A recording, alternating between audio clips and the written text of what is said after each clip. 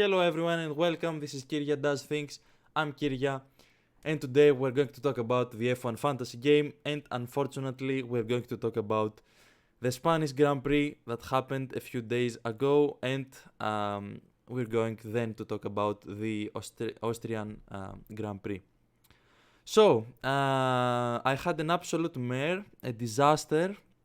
I had probably the worst round of the season. Obviously, I scored more points than Canada, but the thing is, in Canada, everyone got screwed.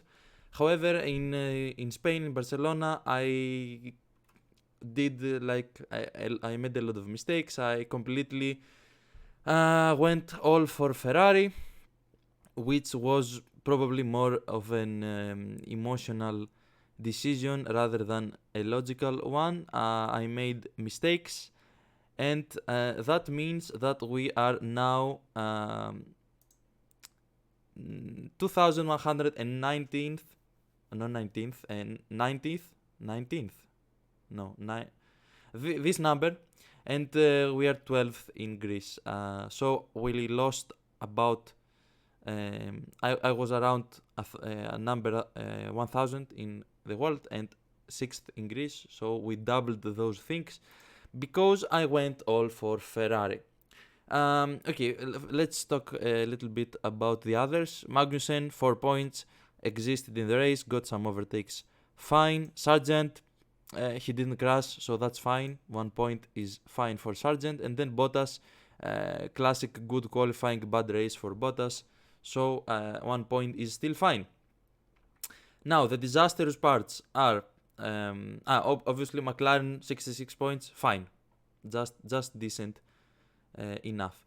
The disastrous points, we have 2 Ferraris and the Ferrari team again. Even though Canada was a shit show for Ferrari, I did this. I don't know why. And yeah, it was an emotional decision.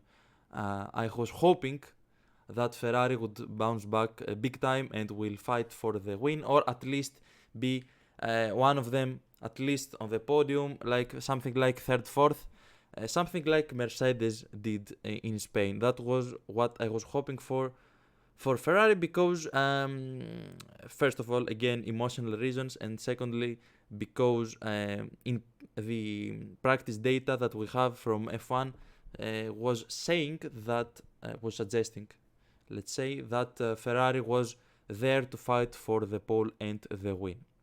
But I shouldn't have gone for full Ferrari, not because Ferrari is Ferrari, but mainly because it was a big risk to go all in one team, and it ended up costing me big time. So Sainz scored only 16 points because 6th in quali and 6th in the race, and then Leclerc scored only 18 points, 5th and 5th. And I had 2 times for Leclerc, so he only scored 36 total points, and Ferrari only scored 44 points. So that was a complete disaster, and after that disaster I am quite disappointed, to be honest, and I am actually thinking of going for the wildcard. I'm pretty sure I will go for the wildcard. Now, right now is only Wednesday, and the team lock deadline is after sprint quali, but before the sprint race. So I will make a decision then. However, if nothing crazy happens, I am looking to completely change the team, just take all the Ferraris out.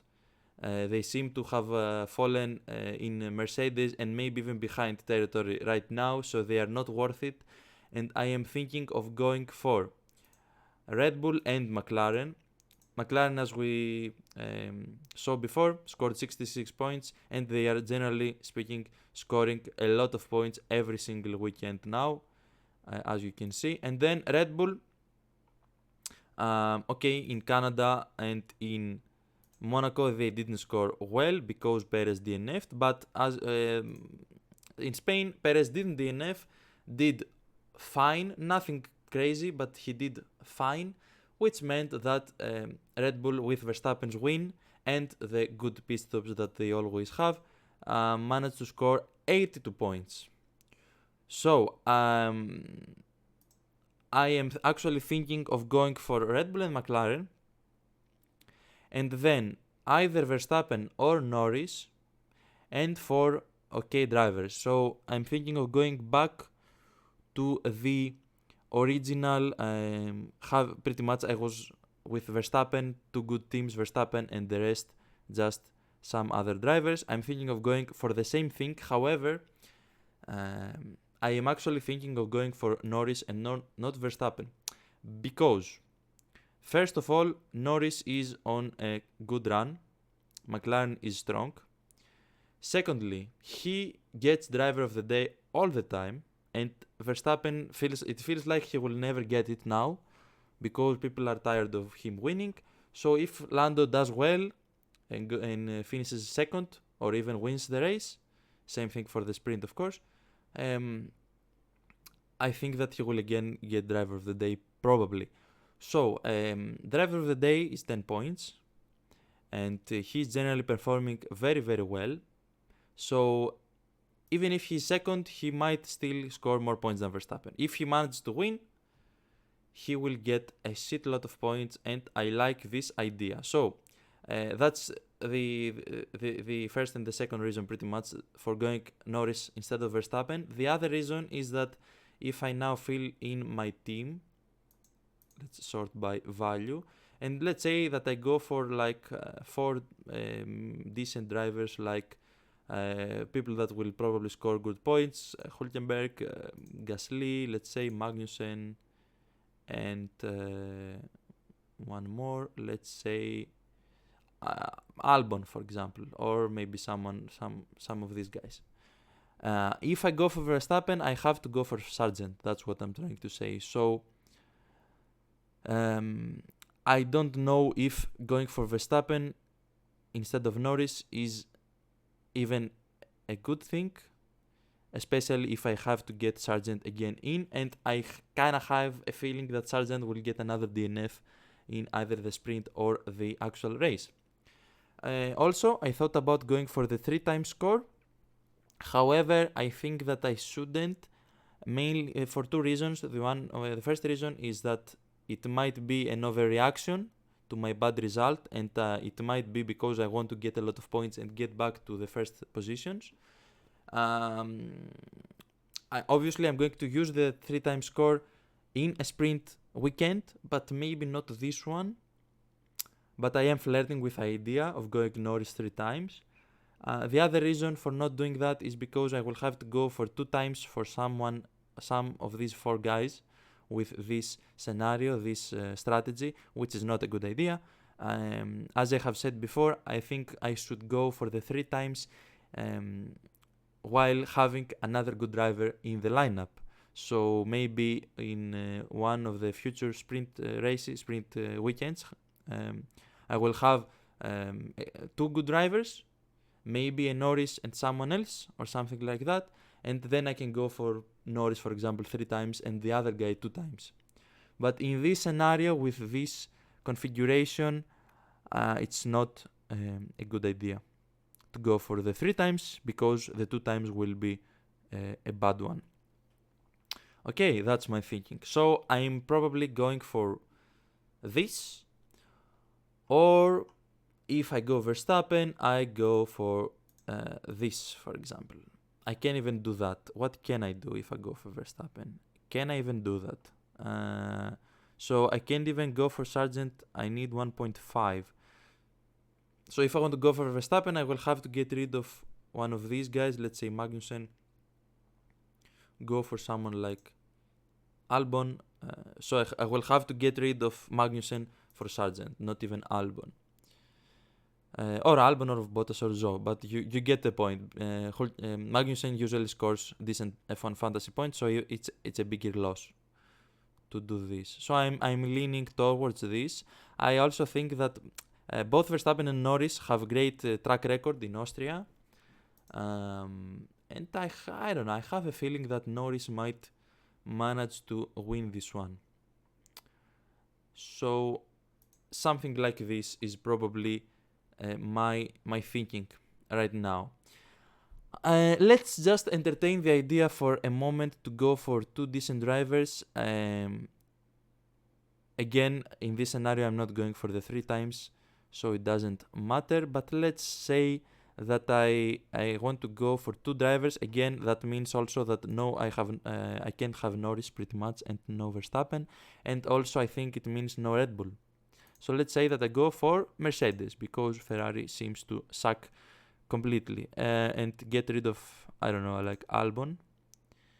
That's not enough money pretty much if I get rid of Gasly. Which is a pretty similar team than the one that I had before, and we go for something like Piastri, and let's say, okay, I can go for Piastri and Russell, for example. That is possible. This team is possible.